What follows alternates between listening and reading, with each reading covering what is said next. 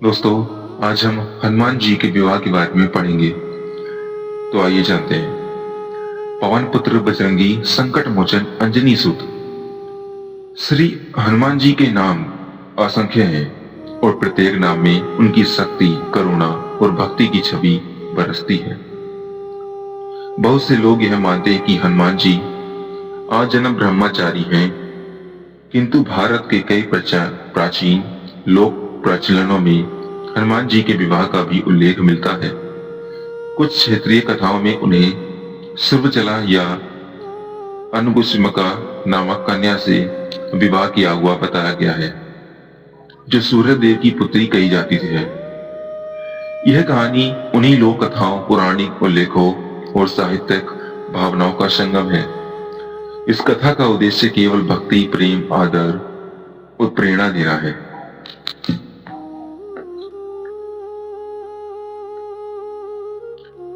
अंजनी पर्वत की गुफाओं में जब पवन देव के स्पर्श से एक दिव्य शिशु ने जन्म लिया तो पूरा पर्वत लोक मानो एक अद्भुत आभा से भर गया। अंजना माता उस शिशु को अपनी बाहों में उठाकर जब देखती तो दिव्यता से भर जाती। बालक की आंखों में एक ऐसी चमक थी जैसे स्वयं सूरज की किरणें उसमें तैर रही हो। पवन देव प्रसन्न होकर बोले, अंजना, यह बालक साधारण नहीं है। यह तेज, यह बल, यह बुद्धि, यह सब इसे तीनों लोकों में आदित्य बनाएंगे। बचपन से ही बालक हनुमान अद्भुत लीलाएं करते। कभी वे पहाड़ के पार उगते सूर्य को फल समझकर पकड़ने दौड़ पड़ते, कभी वन्य जीवों के साथ खेलते खेलते ऐसी छलांग लगाते कि हवा का रूप लेने लगते। पूरा क्षेत्र उन्हें देखकर प्रसन्न होता। लेकिन सबसे अधिक खुश थे पवन देव अपने पुत्र को, अपनी शक्ति को संसार के उद्धार के लिए बढ़ते देख। जब हनुमान थोड़े बड़े हुए तो उनकी माता अंजना ने कहा, बेटा, तुम्हें सर्वोच्च ज्ञान प्राप्त करना चाहिए। सूर्य देव को गुरु बनाने से बढ़कर और क्या हो सकता है। हनुमान ने प्रसन्न होकर सहमति दी। एक दिन वे उगते हुए सूर्य की ओर बढ़े। छोटा शरीर परंतु तेज, ऐसा कि स्वयं आकाश चकित हो जाए। वे सूर्य तक पहुंचे और हाथ जोड़कर बोले, देव, मुझे आपका शिष्य बनना है।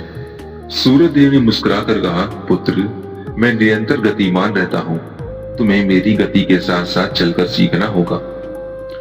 हनुमान ने बिना देर किए अपने आकार को छोटा किया और सूर्य देव के रथ में समांतर उड़ने लगे। वहां उन्होंने वेद, व्याकरण, ज्योतिष, आयुर्वेद, अस्त्र शस्त्र, राजनीति और आध्यात्मिक विज्ञान की सभी विद्या सीखी। दिन बीते गए, हनुमान जी प्राप्त करते गए। सूर्यदेव को वे अत्यंत प्रिय लगे।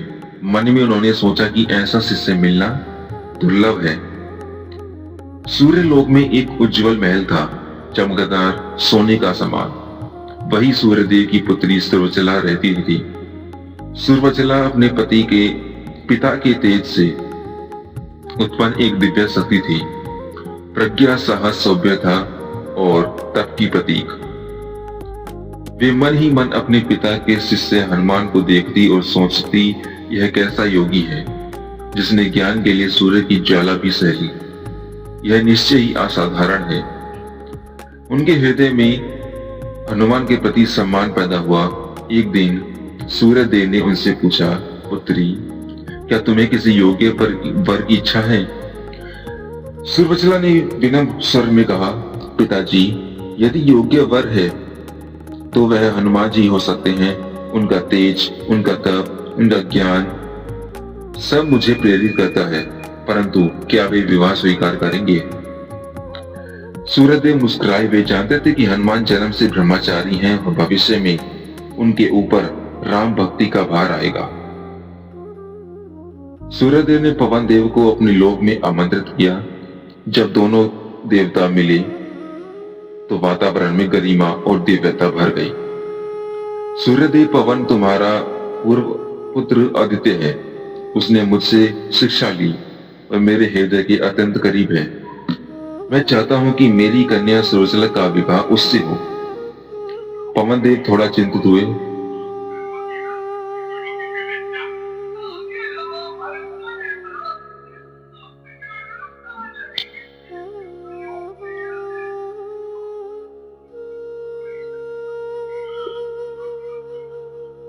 सूर्यदेव, मेरा पुत्र ब्रह्मचारी है।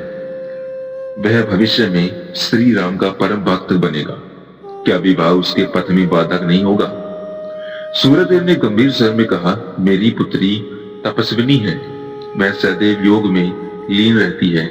यह विवाह केवल एक दिव्य बंधन होगा, बंधन जो कर्तव्य, शक्ति और धर्म को जोड़ता है, न कि सांसारिक इच्छाओं को। पवन देव विचार में डूब गए। अंततः उन्होंने कहा, यदि यह विवाह धर्म और भविष्य का मार्ग प्रशस्त करता है तो मैं सहमत हूं। जब सूर्यदेव ने विवाह का प्रस्ताव हनुमान के सामने रखा तो उनका हृदय दुविधा से भर गया। गुरुदेव, मैं तो जन्म से ब्रह्मचारी हूं। मैं अपने जीवन को सेवा और भक्ति में लगाना चाहता हूं। विवाह मेरे लिए कैसा? सूर्यदेव ने शांतिपूर्वक कहा, पुत्र, यह विवाह तुम्हें सांसारिक बंधनों में नहीं बांधेगा। सुरवचला स्वयं तप और योग्य की मूर्ति है। वह तुम्हारे संकल्प में बाधा नहीं बनेगी, बल्कि शक्ति बनेगी। उन्होंने आगे कहा, और भविष्य में तुम्हें ऐसा रण क्षेत्र देखना पड़ेगा जहां ब्रह्मचार्य की प्रतिज्ञा बाधा बन सकती है। यह विवाह एक दिव्य व्रत विवाह होगा, अर्थात बिना किसी दैहिक बंधन के, केवल धर्म के हेतु। हनुमान शांत हुए। उनके हृदय में अपने गुरु के प्रति श्रद्धा थी। उन्होंने सिर झुकाकर कहा, यदि यह आपके आदेश और धर्म का मार्ग है तो मैं अपनी सहमति देता हूं। सूर्य लोक को उस दिन विशेष रूप से सजाया गया। मंडप सूरज की किरणों से बना, फर्श स्वर्ण किरणों से चमकता हुआ। देवगण आकाश से पुष्प वर्षा कर रहे थे। पवन देव, इंद्र, वरुण, अग्नि, कुबेर और अनेक देव विवाह के साक्षी बने। सुरवचला राजसी दिव्यता में मंडप में आई।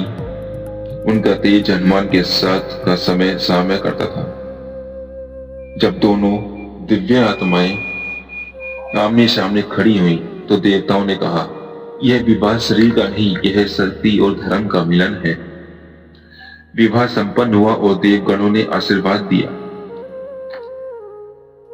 विवाह के बाद सुरवचला ने कहा, नाथ, मैं जानती हूं कि आपका जीवन सेवा और धर्म के लिए समर्पित है। मैं किसी भी प्रकार से आपके पथ में बंधन नहीं बनूंगी। हनुमान ने गंभीर स्वर में कहा, यह देवी, आपकी सहमति और आपके तप ने इस बंधन को पवित्र बनाया है। मैं आपको सम्मान देता हूं और यह वचन देता हूं कि मैं सदा धर्म के मार्ग पर चलूंगा। सुरवचला मुस्कुराई। उनके बीच कोई सांसारिक अपेक्षा नहीं थी, केवल धर्म, आदर और दिव्य कर्तव्य का बंधन था। समय बीता। हनुमान ने अपनी शिक्षा पूर्ण की और अंजनी पर्वत लौटने की तैयारी की। सुरवचला ने अपने पिता से कहा, पिताश्री, मेरे पति का जीवन लोक कल्याण के लिए है। मेरा स्थान ही उनके हृदय में नहीं, बल्कि उनके संकल्प के पीछे है। मैं सूर्य लोक में ही रहकर तप करूंगी। हनुमान यह सुनकर मौन रह गए। उन्होंने हृदय से प्रणाम किया। देवी, आपका त्याग और आप तप मेरी शक्ति बनेगा। मैं आपको प्रणाम करता हूँ। सुरवचला ने कहा, आशीष लिया। आपके पथ में कोई बाधा न आए, यही प्रार्थना है। सूर्य लोक से निकलकर जब हनुमान पृथ्वी पर लौटे तो उन्होंने जीवन का नया अर्थ दिया।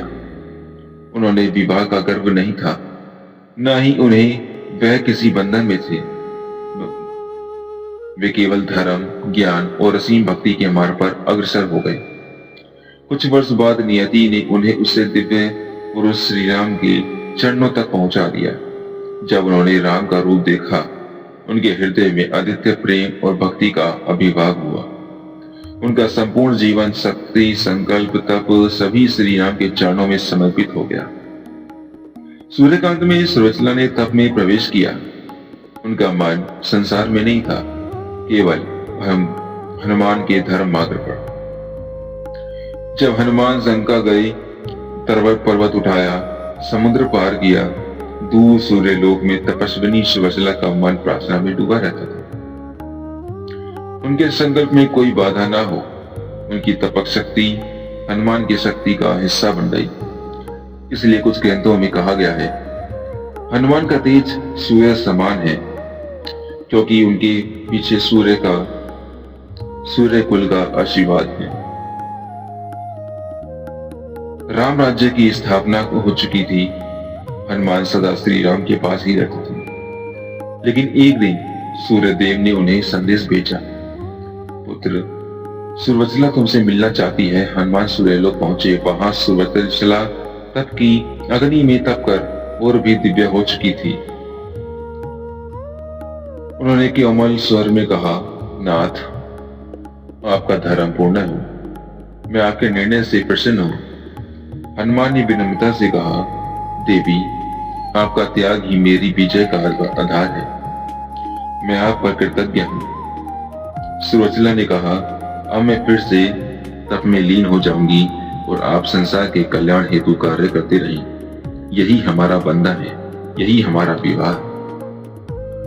हनुमान ने सहमति में सिर झुकाया और दोनों ने फिर वियोग स्वीकार किया। परंतु उस वियोग में कष्ट नहीं था, बल्कि धर्म, तप और आदर का गहरा बंधन था। हनुमान और सुवचला का विवाह ना तो सांसारिक था, ना ही लौकिक भावनाओं से बंधा हुआ था। यह विवाह था धर्म का, तप का, कर्तव्य का, शक्ति संतुलन का और उच्चतम आदर्शों का।